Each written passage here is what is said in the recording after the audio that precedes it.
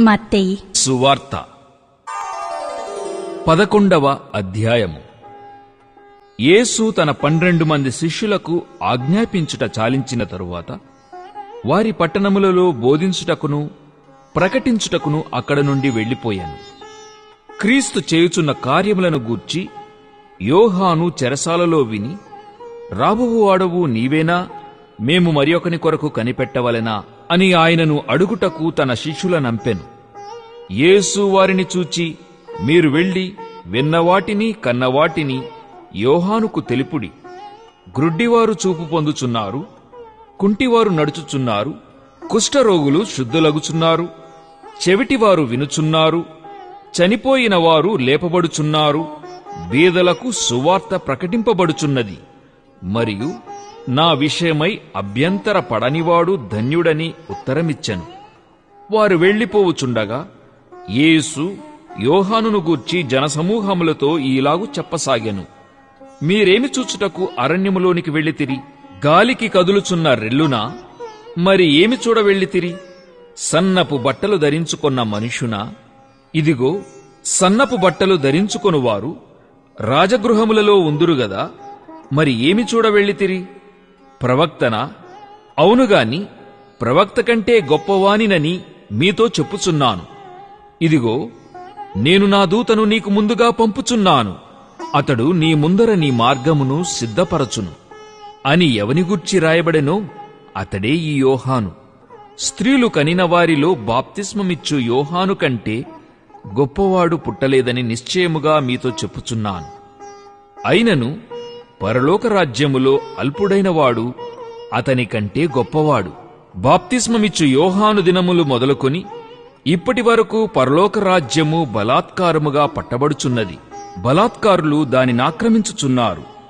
యోహాను కాలము వరకు ప్రవక్తలందరూ ప్రవచించుచూ వచ్చిరి, ధర్మశాస్త్రము సహా ప్రవచించుచూ ఉండెను. ఈ సంగతిని అంగీకరించుటకు మీకు మనస్సుంటే రాబోవు ఏలియా ఇతడే. వినుటకు చెవులు గలవాడు వినుగాక. ఈ తరము వారిని దేనితో పోల్చుదును? సంత వీధులలో కూర్చునియుండి మీకు పిల్లనగ్రోవి ఊదితిమిగాని మీరు నాట్యమాడరైతిరి, ప్రలాపించితిమిగాని మీరు రొమ్ము కొట్టుకొనరైతిరని తమ చెలికాండ్రతో చెప్పి పిలుపులాటలాడుకొను పిల్లకాయలను పోలియున్నారు. యోహాను తినకయు త్రాగకయూ వచ్చెను గనుక వీడు దయ్యము పట్టినవాడని వారనుచున్నారు.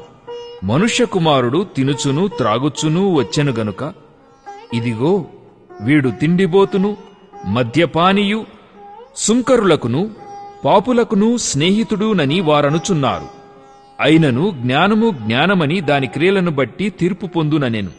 పిమ్మట ఏ ఏ పట్టణములలో ఆయన విస్తారమైన అద్భుతములు చేసెనో ఆ పట్టణముల వారు మారు మనస్సు పొందకపోవుట వలన ఆయన వారినిట్లు గద్దింపసాగెను.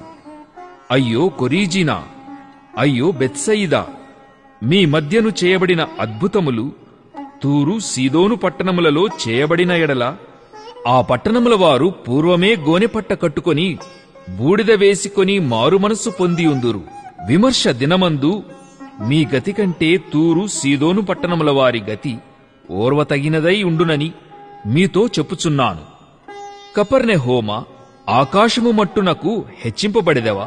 నీవు పాతాళము వరకు దిగిపోయెదవు. నీలో చేయబడిన అద్భుతములు సొదొమలో చేయబడిన ఎడల అది నేటి వరకు నిలిచియుండును. విమర్శ దినమందు నీ గతి కంటే సొదొమ దేశపు వారి గతి ఓర్వతగినదై ఉండునని మీతో చెప్పుచున్నానెను. ఆ సమయమున యేసు చెప్పినదేమనగా, తండ్రి, ఆకాశమునకును భూమికిని ప్రభువా, నీవు జ్ఞానులకును వివేకులకును ఈ సంగతులను మరుగుచేసి పసి బాలురకు బయలుపరచినావని నిన్ను స్తుతించుచున్నాను. అవును తండ్రి, ఈలాగు చేయుట నీ దృష్టికి అనుకూలమాయెను. సమస్తమును నా తండ్రి చేత నాకప్పగింపబడియున్నది. తండ్రిగాక ఎవడును కుమారుని ఎరుగడు, కుమారుడుగాకను కుమారుడెవనికి ఆయనను బయలుపరచనుద్దేశించునో వాడుగాకను మరి ఎవడునూ తండ్రిని ఎరుగడు. ప్రయాసపడి భారము మోసికొనుచున్న సమస్త జనులారా, నా యొద్దకు రండి, నేను మీకు విశ్రాంతి కలుగజేతును. నేను సాత్వికుడను దీనమనస్సు గలవాడును గనుక మీమీద నా కాడి ఎత్తికొని నా యొద్ద నేర్చుకొనుడి. అప్పుడు మీ ప్రాణములకు విశ్రాంతి దొరకును. ఏలయనగా నా కాడి సులువుగాను నా భారము తేలికగానూ ఉన్నవి.